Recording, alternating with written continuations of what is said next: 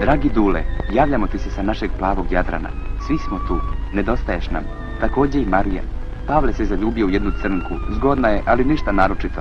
Kupujemo Aerosvet, ali nikako da vidimo tvoju sliku ili ime. Piši nam, naša je adresa. Zaspao sam. A u moje podsvijesti, kao eho iznenadne grmljavine, odzvanjala je samo jedna jedina misao. Osvojiti značku, osvojiti značku, osvojiti značku.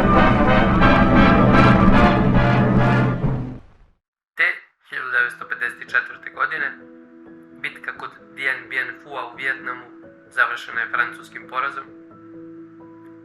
CIA je organizovala vojni utrag u Gvatemali. Fellinijeva La Strada prikazana je na Venecijanskom festivalu, dok je u Japanu premijerno prikazan film Godzilla. Ernest Hemingway je preživio 2 avionske nesreće u 2 dana, a kasnije te godine je dobio Nobelovu nagradu za književnost. U Londonu je objavljena Tolkienova Družina prstena, prva knjiga iz čuvene trilogije. A u Bazelu osnovana je Europska fudbalska unija, UEFA. Zapadna Nemačka se priključila NATO paktu, dok je Jugoslavija odbila da se pridruži ovom vojnom savezu. Početkom januara, u časopisu Nova misao, izlazi Đilasova Anatomija jednog morala, a njegov članak u borbi poziva na liberalizaciju stroge partijske discipline i protivi se insistiranju na dogmi nalik crkvena. Časopis Borba se ubrzo ograđuje od serijala Đilasovih tekstova iz prethodnih mjeseci, a sredinom januara, na 3. vanrednom plenumu Centralnog komiteta, Đilas je optužen za revizionizam i za davanje osnova za likvidaciju Saveza komunista. On je isključen iz Centralnog komiteta i udaljen sa svih funkcija, kažnjen je posljednjom opomenom, a svojevoljno izašao iz partije par mjeseci kasnije. Usledila je čistka svih povezanih sa Đilasom, kao na primjer Vladimira Dedijera koji ga je jedini branio na plenumu, ili Mitre Mitrović, prve žene na ministarskoj funkciji na ovim prostorima. Krajem januara, Josip Broz Tito je položio zakletvu i izložio ekspoze kao predsjednik Republike. Predsjednik Republike Tito prisustvovao je u Beogradu Svečanoj akademiji povodom 150. Prvog srpskog ustanka. O značaju ovog istorijskog događaja govorili su Petar Stambolić, predsjednik Narodne skupštine Srbije, i Vasa Čubrilović, profesor Filozofskog fakulteta u Beogradu. U čitavoj zemlji otpočele su proslave koje će trajati tokom cijele godine.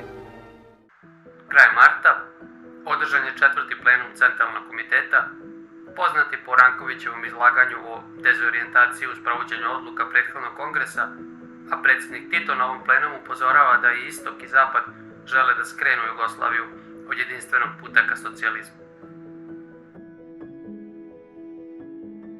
U aprilu Tito boravi u posjeti Turskoj, gdje se razgovaralo i o vojnom paktu.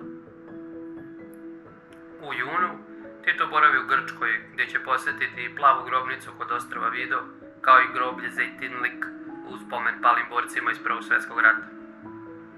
Car Etiopije, Haile Selasije, posjetio Jugoslaviju prvi put. It's announced that a goodwill visit aimed at strengthening economic and cultural bonds brings Ethiopia's Emperor Haile Selassie to Yugoslavia.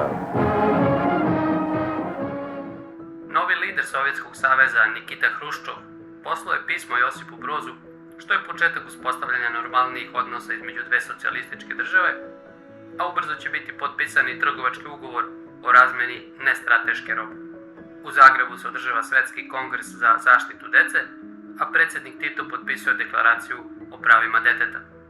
Utvrđena je saglasnost između vlada Jugoslavije, Italije, Velike Britanije i SAD-a o slobodnoj tršćanskoj teritoriji i dogovoreno je da Jugoslaviji pripadne zona B i delić zone A, dok je Italija dobila veći deo zone A i sam grad, a također daju se puna prava nacionalnim manjinama i proglašena je slobodna luka u Trstu.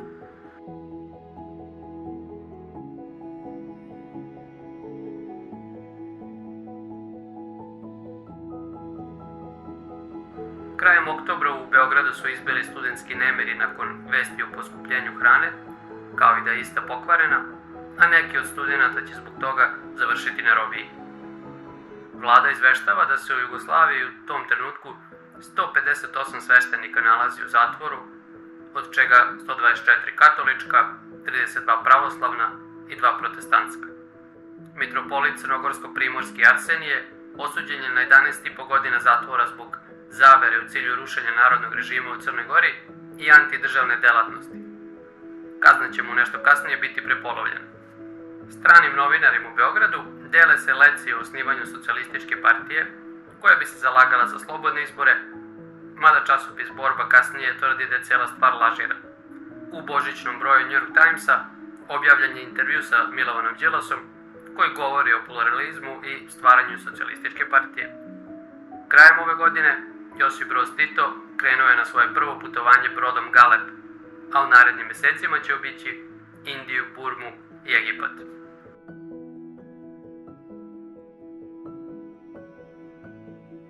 Novosadskim dogovorom utvrđena je zvanična upotreba srpsko-hrvatskog jezika. Zaključeno je da je narodni jezik Srba, Hrvata i Crnogoraca jedan jezik sa dva izgovora, kao i da su oba pisma, ćirilica i latinica, ravnopravna i da jezik ima zajednički pravopis. Izašao je prvi broj dečjeg časopisa Zmaj, mesečnog magazina koji se štampa od narednih pola veka, a danas izlazi isključivo u elektronskom izdanju. Uređivački odbor Zmaja činila je grupa književnika u kojoj su bili Mira Alečković, Aleksandar Vučo, Branko Ćopić i Arsen Diklić. Komorni ansambl Zagrebački solisti održali su svoj prvi koncert. Ove godine je po prvi put dodeljena Ninova književna nagrada, a dobio ju je Dobrica Ćosić za roman Koren. Do kraja godine objavljeni su i Prokleta avlija Ive Andrića i Poštovana deca od Duška Radovića. U Zagrebu je pokrenut Plavi vjesnik, časopis koji je objavljivao strane, ali i domaće stripove. 24. februara zvanično je počeo sa radom KST, klub studenata tehnike u Beogradu, mada su se tih prve godina posetioci uglavnom tamo okupljali kako bi igrali šah i družili se. Jugoslovensko dramsko pozorište gostovalo je na prvom teatru nacije u Parizu sa predstavom Dundo Maroje po delu Marina Držića. Održan je prvi filmski festival u Puli, a najviše glasova publike i kritike dobija film Vesna, reditelja Františeka Čapka. Eden od nas mora zmešati kozinusovo hčerko, tisto hiperbolo. Ko bomo v njo, bomo tudi naloge, ki jih je ta star pripravil za maturo. Kar se nje tiče, po moje, ne bo problem. Ravno tako gotovo nima fanta, kakor mi nimamo nalog. En pisemček, ki napišemo in stvar potekla, kako malo.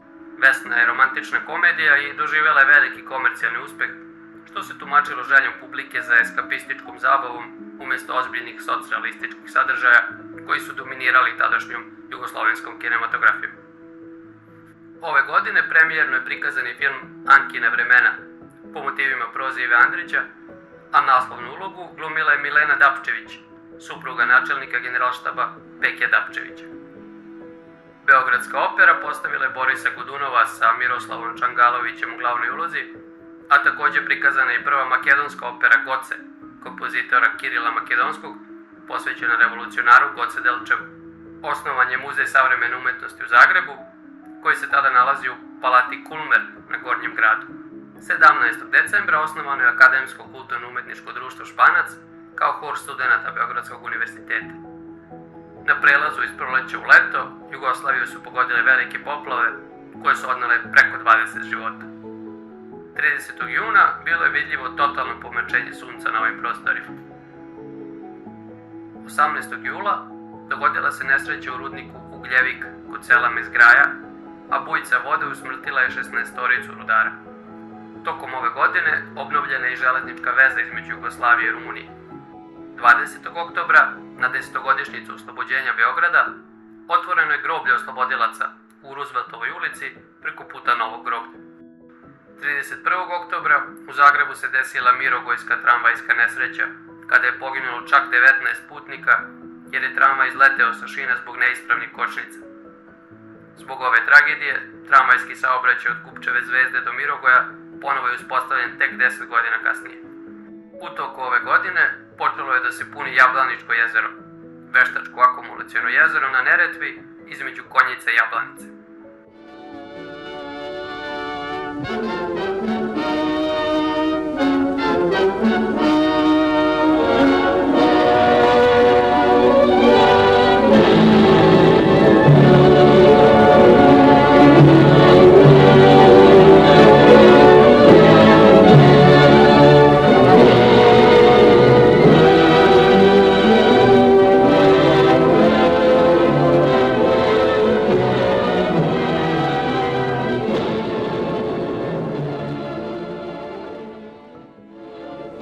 Tako se rađalo jezero, ali ne da uništi, ne da ostavi ljude bez domova.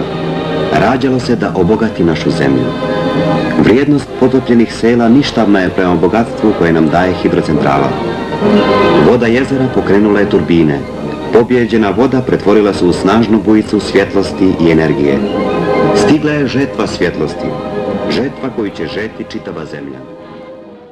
U Srbiji su počele sa radom hidroelektrane Ovčar Banja, Međuvršje i Vlasinska, što je pokrivalo trećinu energije proizvedene u Srbiji u to vreme. Dubl Žarko Dolinar i Vilim Harangozo osvojio je zlatnu medalju na svetskom stenoteniskom prvenstvu na londonskom Wembleyu. Žarko Dolinar, osim po stenoteniskim uspesima, bio je poznat i po tome što je za vreme NDH krivotvorio dokumente kako bi spasio živote 360 Jevreja. U Torinu održan je evropski šampionat u vodenim sportovima.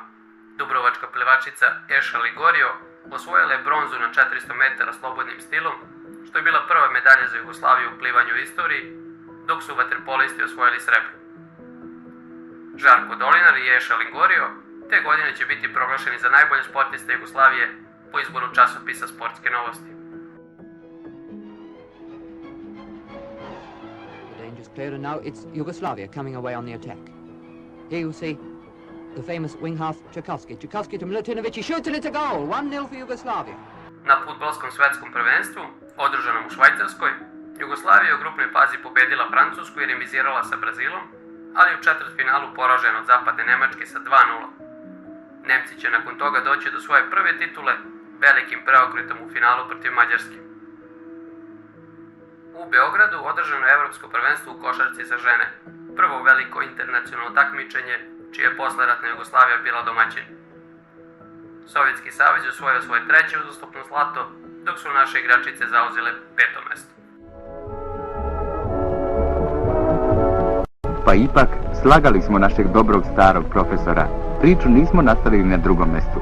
Tamo su sad počinjale nove, druge priče, priče naših drugova koji su pošli našim tragom. Počinjale su priče novih, mladih jedriličara koje je na prostranu ravnicu ispod obronka Vrškog brega dovela želja za plemenitom razonodom, sportski žar, ali pre i iznad svega ljubav za domovinom.